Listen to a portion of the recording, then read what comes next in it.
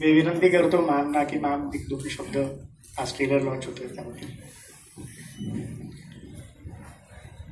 बोल बोल घरी एवढं बोलतेस मला घरी बोलते. प्रवास सुरू झाला या पिक्चरचा आणि तिसऱ्या दिवशी केदार पडला. त्याचा हात फ्रॅक्चर झाला. त्यानंतर म्हणजे नाही म्हटलं तरी मी घाबरली होती. पण माझा कास्ट, माझी क्रू, सगळ्या जणांनी जो सपोर्ट करून जो जिद्दीने उभे राहिले त्याच्याबरोबर त्याच्यासाठी मी खूप खूप धन्यवाद करते त्यांचे सगळ्यांचे. ज्या परिस्थितीमधनं आम्ही ते 30 दिवस काढलेले आहेत फुल फ्लेजमध्ये, तर मी परत सगळ्या जणांचे आभार मानते. Thank you so much.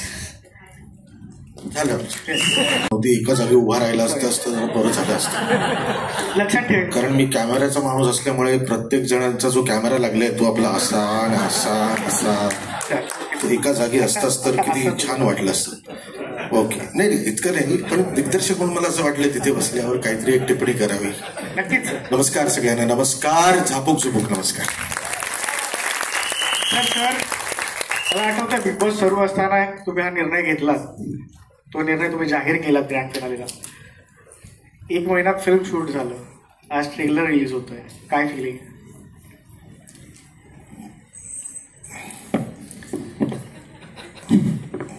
प्रयत्न केला, आता बघूया. बाईपण भारी देवाचा ट्रेलर लॉन्चही याच नाट्यगृहात झाला. बरोबर 2.25 वर्षानंतर मी पुन्हा एकदा नवीन सिनेमा घेऊन याच नाट्यगृहात त्याचा ट्रेलर इथे तुमच्यासमोर सादर करतोय.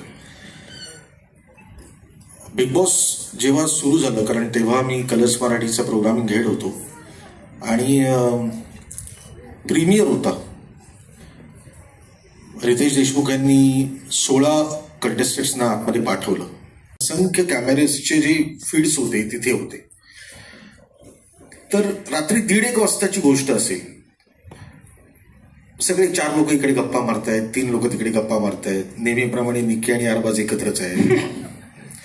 याच्यात एक मुलगा जो गावावरून आलाय तो रात्री 1:30 वाजता बाथरूम मध्ये शिरतो. आणि तुम्हाला बिग बॉसचं घर माहिती असेल तर नेहमीच आम्ही काहीतरी वेड्यावाकडं करतो. तर त्यावेळेसला बाथरूमचा दरवाजा जो होता त्याचा दरवाजा इकडून उघडायचा होता ना. आपल्याकडे नेहमी सगळे दरवाजे आपल्या असे उघडतात. तर आम्ही इथून बंद केला होता आणि इथून तो दरवाजा उघडणार होता. आणि सगळ्या आरसी होते त्या. आणि सूरज चव्हाण हा पोरगा रात्री 1:30 वाजता त्या बाथरूम मध्ये शिरला आणि जिथून बंद केलाय तिकडूनच जोर लावून लावून दरवाजा उघडत होता. आणि जवळजवळ 5 ते 7 मिनिटं हा कार्यक्रम एकट्याच सुरू होता. त्याला समजतच नव्हतं की हे दरवाजा उघडायचा कसा. आणि मग वर्षाजी आल्या, वर्षा उसगावकर, आणि त्यांनी विचारलं काय झालं सूरज. तर म्हणाले ते दरवाजा उघडत नाहीये. आणि मग ते म्हणाले अरे इकडून उघडायचा दरवाजा. ही गोष्ट माझ्याकडे होती, मला ना त्याचं माध्यम, माझं डिव्हाइस सापडत नव्हता. त्या रात्री या मुलाकडे बघून मला असं वाटलं मला कॅरेक्टर मिळालं.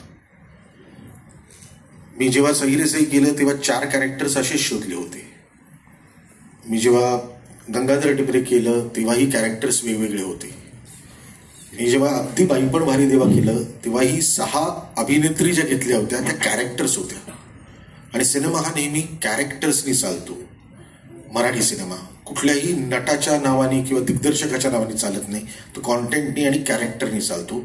झापूक झुपूक मधलं हे जे कॅरेक्टर आहे सूरज चव्हाण, हेच मी तुमच्या समोर सादर करतोय.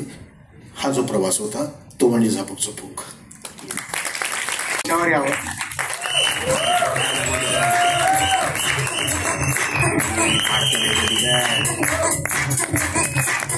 पंजाबरावच्या भूमिकेत मिलिंद गवळीजी. यानंतर